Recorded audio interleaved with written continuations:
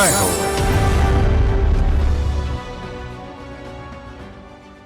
ఒక మధ్యతరగతి కుటుంబంలో ఆయన మూడో తరం ఉపాధ్యాయుడు. హైదరాబాద్ సెంట్రల్ యూనివర్సిటీ చరిత్ర విభాగంలో నిన్నటి ఆచార్యుడు. ఆయనే ప్రొఫెసర్ KSS శేషన్.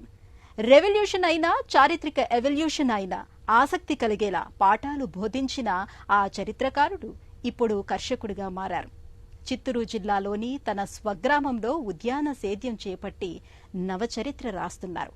మట్టి పరిమళాల మధ్య పంట చేలో పొదరిళ్లు కట్టారు.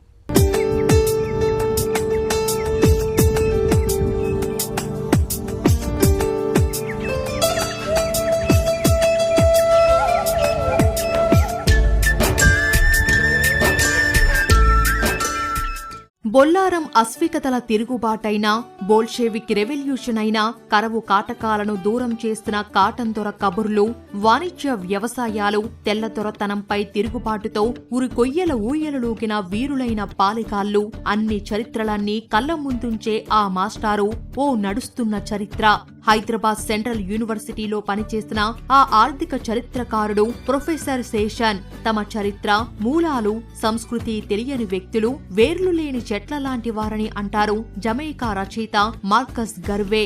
అంటే తమ గుర్తింపును కాపాడుకోవాలంటే వారి పుట్టిన గడ్డతో, ప్రజలతో బంధాన్ని కొనసాగించాలి. శేషన్ కుటుంబం విశ్వసించేది ఇదే. మాది సొంతూరు ఇక్కడికి దగ్గరే అండి. అబౌట్ 3 కిలోమీటర్స్ ఉంటుంది ఇక్కడికి. నేను పుట్టి పెరిగిందంతా కూడా ఆ గ్రామంలోనే. మా ఫాదర్ అక్కడ హెడ్ మాస్టర్గా ఉండేవారు స్కూల్లో. మా mother house wife. Elementary school అంతా కూడా ఇక్కడే చదివాము. ఇక్కడ ఐరాల అని హై స్కూల్ ఉంది, అక్కడ SSLC ఇక్కడే చదువుకున్నా. దాని తర్వాత తిరుపతిలో SV ఆర్ట్స్ కాలేజ్లో ఇంటర్మీడియట్, యూనివర్సిటీలో డిగ్రీ చేశాము. దాని తర్వాత MA మద్రాస్ యూనివర్సిటీలో MA పూర్తి చేసిన తర్వాత కొంతకాలం మదనపల్లిలో నేను లెక్చరర్గా పనిచేశాను. అక్కడి నుంచి సెంట్రల్ యూనివర్సిటీ ప్రొఫెసర్గా వర్క్ చేసి హెడ్ ఆఫ్ డిపార్ట్మెంట్గా ఉండి అక్కడ రిటైర్ అయినా హైదరాబాద్లో. ఇప్పుడు ఈ చరిత్రకారుడు కర్షకుడిగా మారారు. చిత్తూరు జిల్లాలో స్వగ్రామం ఎర్రేపల్లిలో తన 8 ఎకరాల బంజరు భూమిని మామిడి తోటగా మార్చారు. ఇది మా ఫ్యామిలీ ప్రాపర్టీ అండి. దాదాపు 40 ఏండ్లు ఇది వ్యవసాయం మాత్రం చేస్తున్నాము. 2002 ఏప్రిల్లో దీన్ని ప్రారంభించాము. దీన్ని ఒక పద్ధతిలో మామిడి తోపు పెంచాలనేటువంటి ఉద్దేశం ఏర్పడిన తర్వాత మేము ఈ 2.5 yearsగా దీనికి కాన్సన్ట్రేట్ చేసి మొదట కంచె వేపించేసాం చుట్టూ. బోధనకు, చారిత్రక పరిశోధనకు అంకితమైన శేషన్ ఎందరో పరిశోధకులకు గైడ్గా దిశా నిర్దేశం చేశారు. అకాడమిక్ లైఫ్ నుంచి to come for agriculture is not easy or small thing. ఎందుకంటే దాదాపు 40 years అకాడమిక్లో ఉండి I have taught at MA level and I have produced 9 PhDs, about 25 MPhils. పూర్తి కూడా అకాడమిక్ వరల్డ్లోనే నిర్ణయించుకొని హైదరాబాద్లో సెటిల్ కావడం జరిగింది. కానీ ఈ మధ్య కాలంలో agriculture has been my passion. అది it is not an easy decision. Seshan జీవిత భాగస్వామి KS రాజేశ్వరి ప్రకృతి ఆరాధకురాలు. పోస్ట్ గ్రాడ్యుయేషన్ చేశారు. ఎదిగి వచ్చిన మూలాలు, ఈ మట్టి పరిమళాలను పిల్లలు మరిచిపోరాదని ఆకాంక్షించారు. శేషన్ ఆమె కలల సాకారానికి స్వగ్రామానికి వచ్చి మామిడి తోట వేసి పొదరిల్లు లాంటి ఫామ్ హౌస్ నిర్మించారు. కల నిజం కాకముందే దూరమైన సతీమణి జ్ఞాపకార్థం ఎర్రేపల్లిలో బస్సు షెల్టర్ నిర్మించారు శేషన్. వారి ఏకైక కుమార్తె స్తపద ఓ ఆర్కిటెక్ట్ ను వివాహం చేసుకున్నారు. కుమారుడు కేదార్నాథ్ సాఫ్ట్వేర్ ఇంజనీర్ గా, కోడలు లెక్చరర్ గా పనిచేస్తున్నారు. వీరంతా హైదరాబాద్ లో నివసిస్తున్నారు. మా కుటుంబంలో కొంతవరకు ఇది డిస్లొకేషన్, ఎందుకంటే మా పిల్లలంతా కూడా హైదరాబాద్లో ఉన్నారు. కానీ they are also well settled కాబట్టి నిశ్చింతగా ఇక్కడ ఉండేటువంటి అవకాశం లభించింది. ఇప్పుడు ఈ 2 ఏళ్లలో ఒక చిన్న ఫామ్ హౌస్ తయారు చేసాం. మా పూర్వీకులు they have invested lot of their good will here. ఆ కాన్ఫిడెన్స్ తోనే నేను ఇప్పుడు though I'm alone several weeks I stay here. Professor Seshan తమ కుటుంబంలో 3వ తరం ఉపాధ్యాయుడు. ఆయన తాత ఒక అధ్యాపకుడు, తండ్రి ఉపాధ్యాయుడే. తనయుడు శేషన్ విశ్వవిద్యాలయంలో ఆచార్యుడు.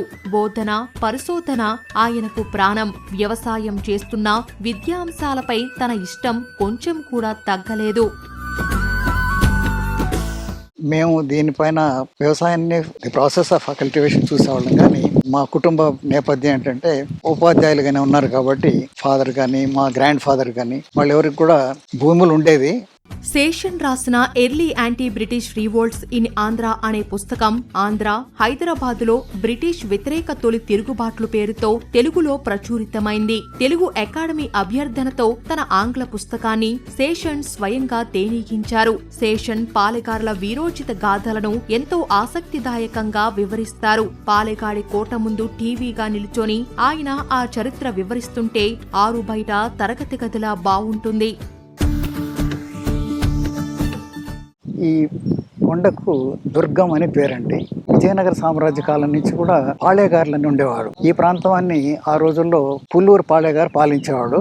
శత్రువులు వచ్చిన సందర్భంలో ఈ కొండపైకి వెళ్ళిపోయి అక్కడ పెద్ద కోట కట్టుకుండేవాడు. 1804లో అంటే దాదాపు 220 సంవత్సరాలకు ముందుగా బ్రిటిష్ వారికి ఈ పాళేగారులకు యుద్ధం జరిగింది. పుల్లూరు పాళేగారిని ఎదిరించినప్పుడు కంపెనీ సైనికులంతా కూడా వచ్చి తమ ఫిరంగులతో ఈ కొండపైన స్థావరం ఏర్పరచుకునేటువంటి పాళేగారిని వాడు అటాక్ చేశారు.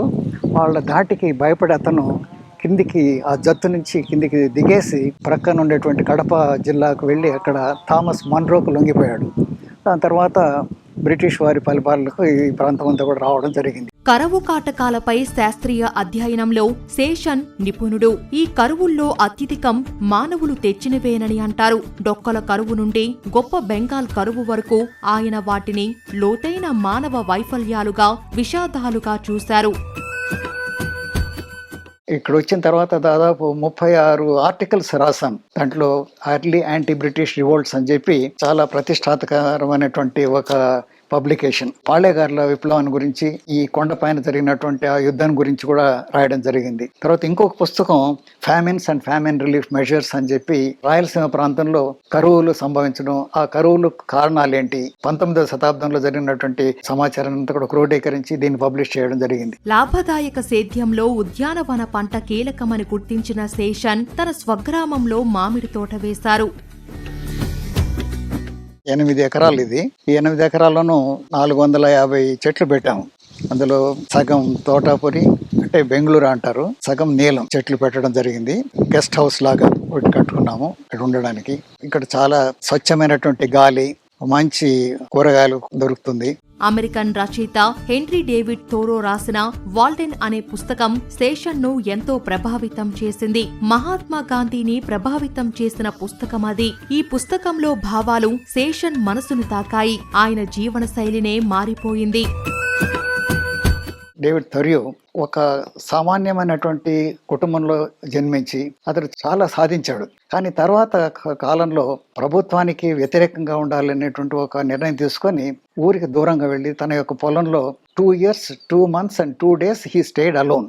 అది నేను చదివిన తర్వాత లెట్ us ఆల్సో ట్రై అనేటువంటి ఉద్దేశంతో ఇక్కడే వచ్చి ఈ 2 yearsగా ఉండడం నాకు చాలా మానసికంగా చాలా ఉల్లాసాన్ని కలిగించింది. నగరం విడిచి వచ్చి ఓ మారుమూల గ్రామంలో ఎక్కువ కాలం స్థిరపడడం అంత తేలికేమీ కాదు.